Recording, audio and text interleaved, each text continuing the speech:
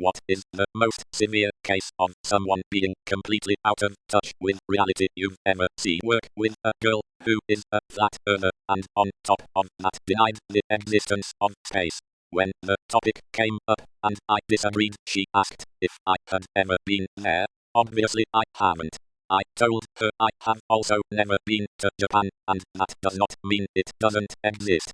She complained to management about my intolerance of her beliefs.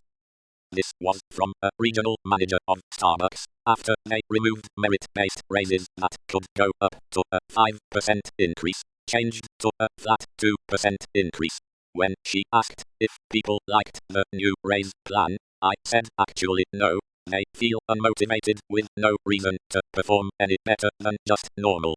Regional manager, your staff need to realize working isn't about money. My sister-in-law, kicked out by her boyfriend, comes to stay with us for a few days. We suggest looking for a flat/cheap house to rent near us.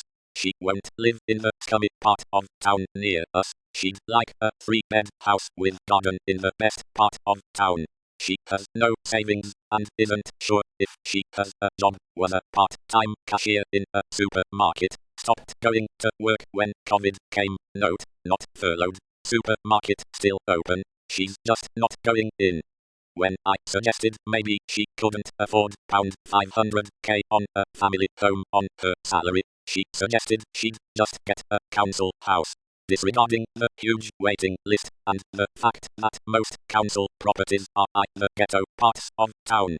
This is just the crust of a deep layer of unhinged fantasy world that she lives in. My sister grew up with everything handed to her and literally cried when her first car wasn't the color she wanted.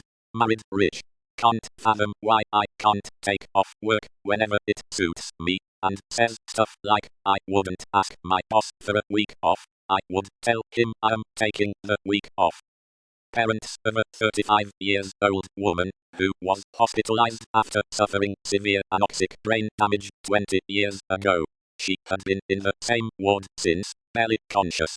They refused to get her transferred to a more suitable facility for 20 years, saying that there's no reason to do so. Those facilities are for lost causes, and their daughter is going to make a full recovery, finish school, get married, and be totally fine.